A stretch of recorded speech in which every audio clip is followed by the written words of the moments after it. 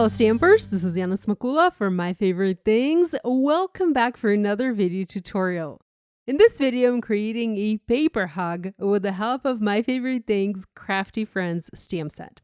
I can never resist a stamp set with images of craft supplies. And this one hits in all the right spots. You have 6 critters all working together to create that one-of-a-kind handmade goodness. I started to work on my card by doing my stamping first. Here I have my Mini Misty stamping tool. I have a sheet of Neenah Solar White 80-pound cardstock, and I'm going to stamp my little critters onto the panel so that I can do some coloring. I'm using alcohol marker friendly ink to do my stamping, as I will be coloring these using Copics.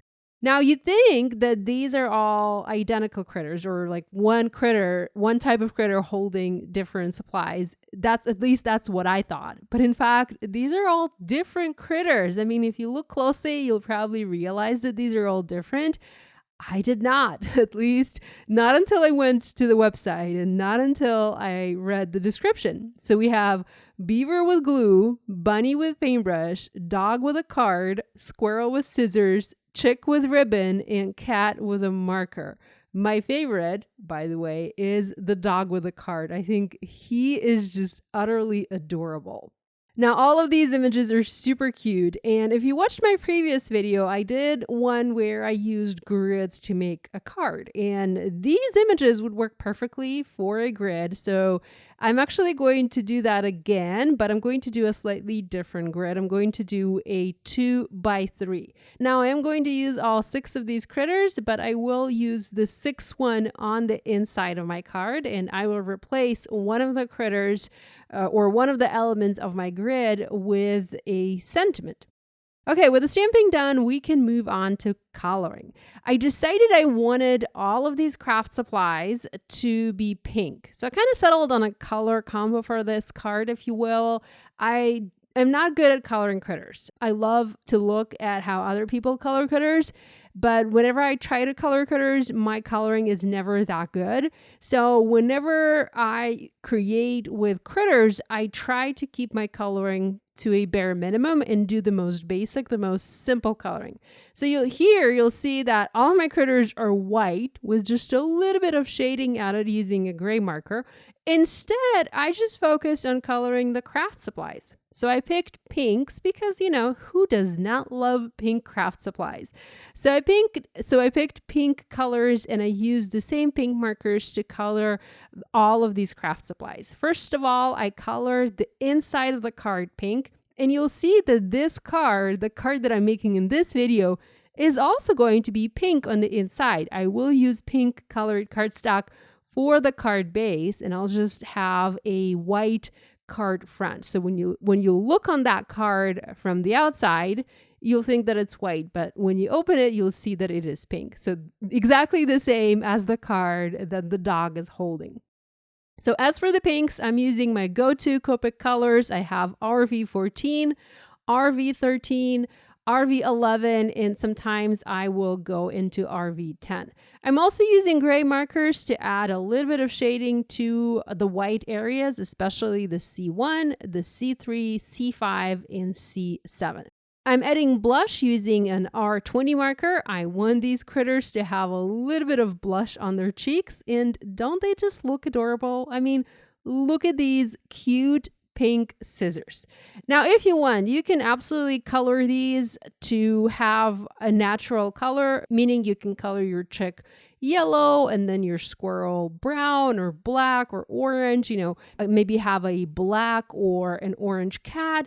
You can totally do that. Like I said, me, not a pro when it comes to coloring critters, so I just do the most basic, the most simple thing. If you want to see examples, be sure to go to the My Favorite Things website, because there are a lot of different examples of how these can be colored. There are also a lot of different card examples, and they're very inspiring, so I encourage you to check them out. Now, I also used brown markers to color the paintbrush, and here I started with E37 as my lightest brown, and then I used E79 as my darker brown. Again, not doing anything fancy here, just using 2 brown markers, a lighter and a darker one, and creating a little bit of shadow. I'm going to use pink once again to color the paint on the paintbrush, just so that it goes with the rest of the coloring. And then using gray markers to color the rest of my paintbrush gray. The cat is holding a marker, and that's of course going to be a pink marker. Let's pretend that this is Copic RV14, right? Because I do like that color. So the cat is holding a marker. The marker, of course, is gray. I'm going to use a little bit of gray to color the rest of the marker image. I'm actually going to keep it white and just add a little bit of shadow using the C1 Copic marker.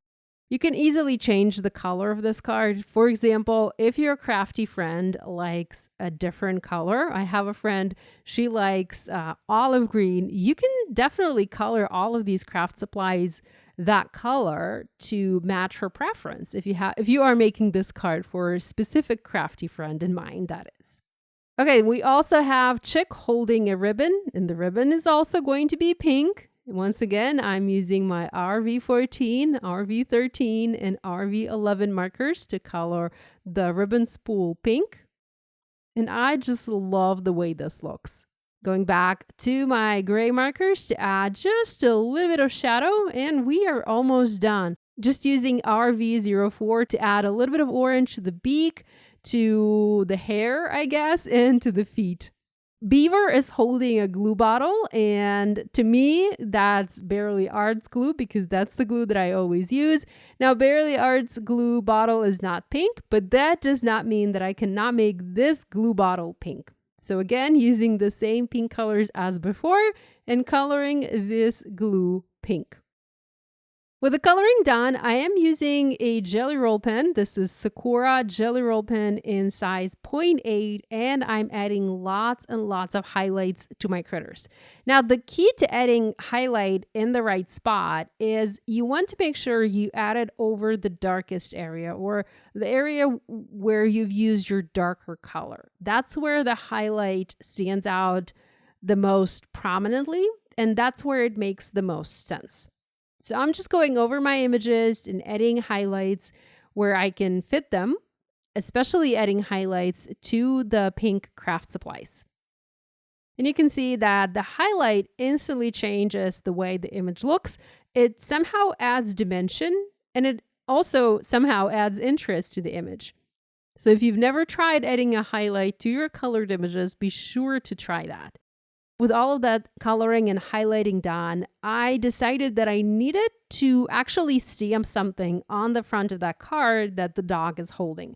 So I placed the panel back inside my MISTI. I looked through my stamp sets to find a small enough image and also an image that would make sense on the front of that card. And I found a darling little flower in a Little Rascal stamp set from My Favorite Things. And I stamped that flower using the same Copic marker friendly ink right in the center of that tiny little handmade card.